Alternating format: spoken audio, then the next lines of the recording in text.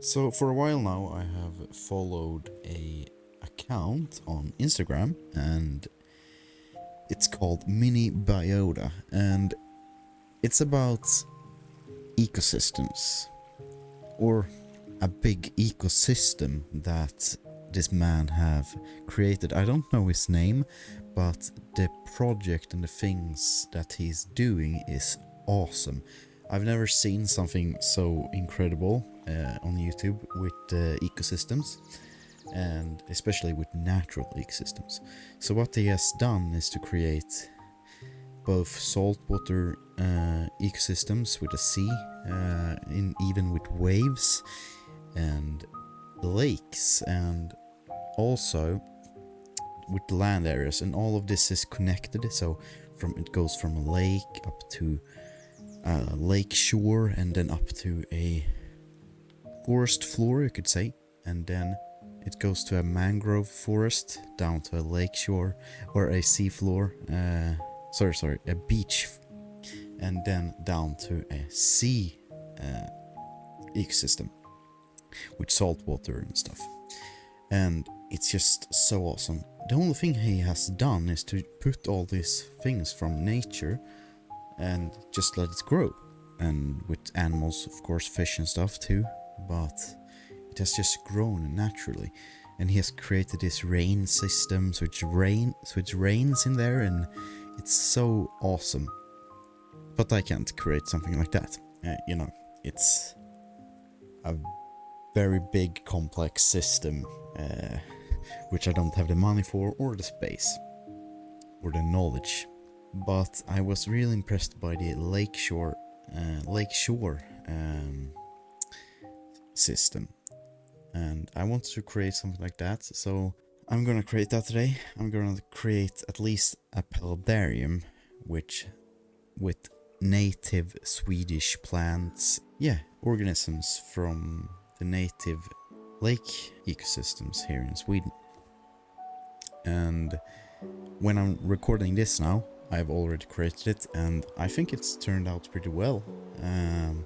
We have the shore and the land area, which is very nice. It has plants growing in it, and the water area, where it has a lot of water organisms and microorganisms and plants, of course. And I'm very happy with it, and I'm gonna show you that today, and I hope you guys will be excited for this, and I will improve it later on. The first plan was to let it completely grow with the native plants without even planting them, just taking dirt from outside and putting it in, and just let it grow. But I didn't have that patience, so I went out and took some native plants and planted it there, and some survived and some died, but most of them are actually thriving. And also with the lake area too, it's also thriving with organisms and plants. I will show you some more of that, and let's just look into it. So before I show you the whole thing, I want to go through all the plants that I have planted for now on the land area. And some of these plants are from outside that I have collected, and some are plants that I've already had. And let's just begin. So this one here is a golden pothos that I have had in a closed jar for probably like 5 years, and it hasn't grown much in that jar, and that little closed ecosystem was failing now, so I figured I could save it by just taking out the plant and planting it here, and it seems to be doing pretty good. It's trying to reach for the light, but I want to get a new light so I can take it further up so everything can get light, so it doesn't have to fight for it. But let's move on. This one here is a ground ivy. This is collected from outside on the yard here, and it's growing like crazy. It seems to be thriving. It has it's expanding, and it's even going down in the water, as you can see, and taking its roots down. But it's also going up. But yeah, and it's even going up and out of the Paludarium. And as you can see, it doesn't really have healthy leaves up there because there's no light. And there again, I need a new light that I can put higher up, so everything can get its light. But let's move on. This here is a tuft witch. I think you pronounce it like that, but it's native here in Europe and some parts of Asia, and I think North America too, right? So you Americans have some of that too, I believe. But it's very common here. It's a weed, and I think it's in the start it was used to feed cattle, so it's for that. It's pretty much just a weed, but it's pretty cool that it clings on to plants around it, on grasses and stuff, to keep growing, but it doesn't seem to be doing well in here.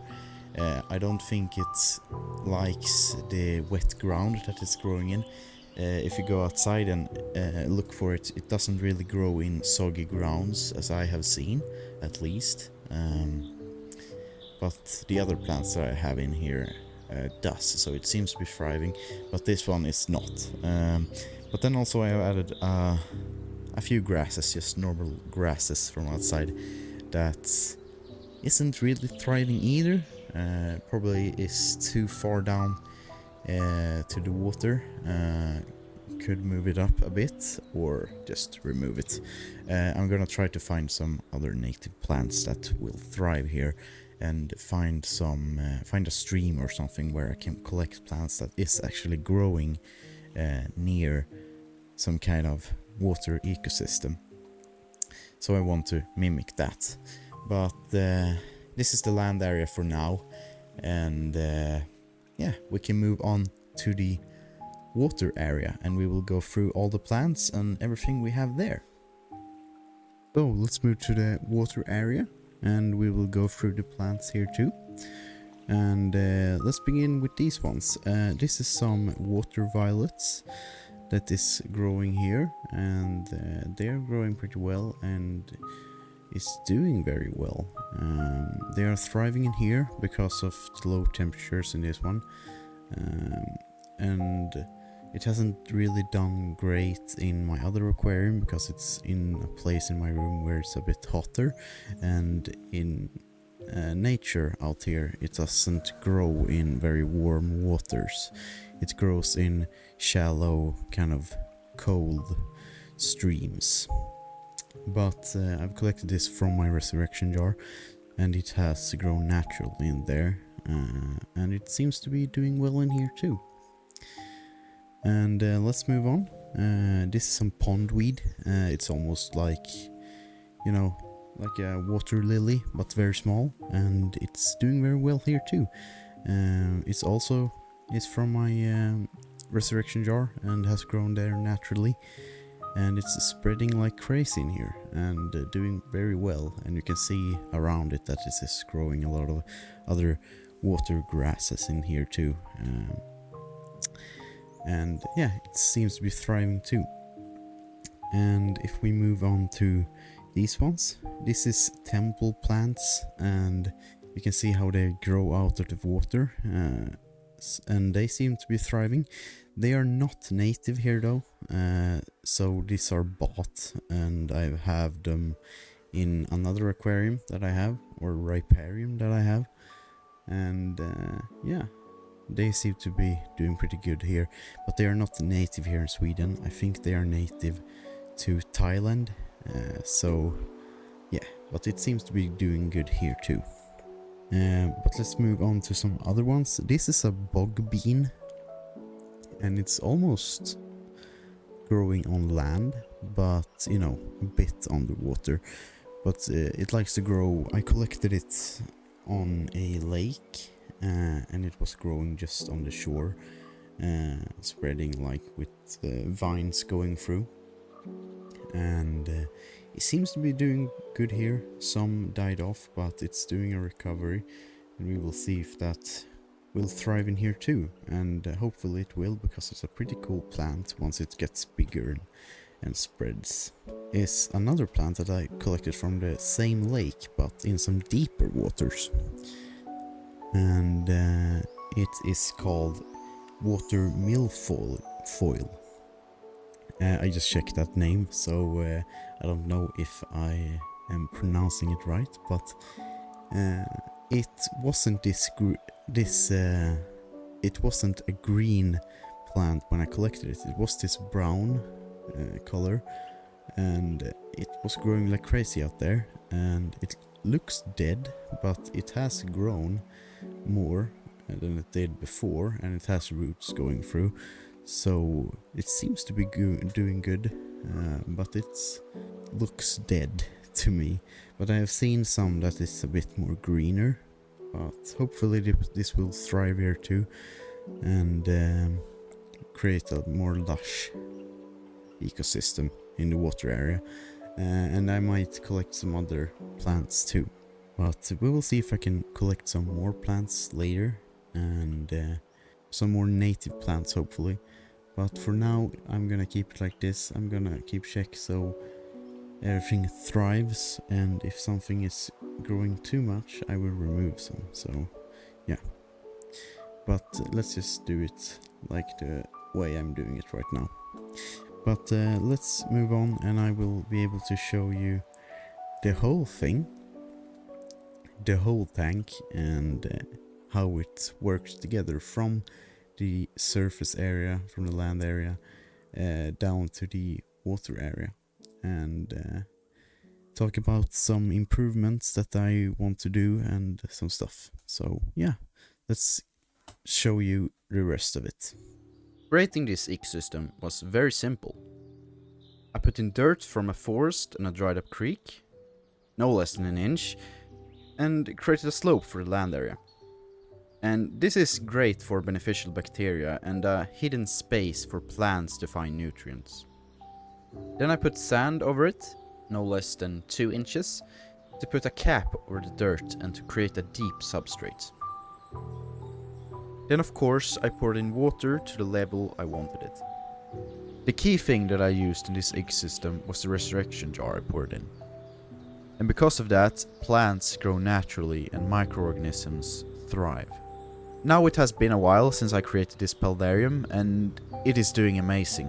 And plants like tuft wedge is even thriving and spreading naturally. Of course there are things that I could change and add, like springtails and isopods to the land area. And if there is something else that you would want me to add or change, you can type that in the comments. And with that, this is the end of the video. I'm excited to hear what you think about the ecosystem and how it will develop over time. Thank you for watching, and see you next time.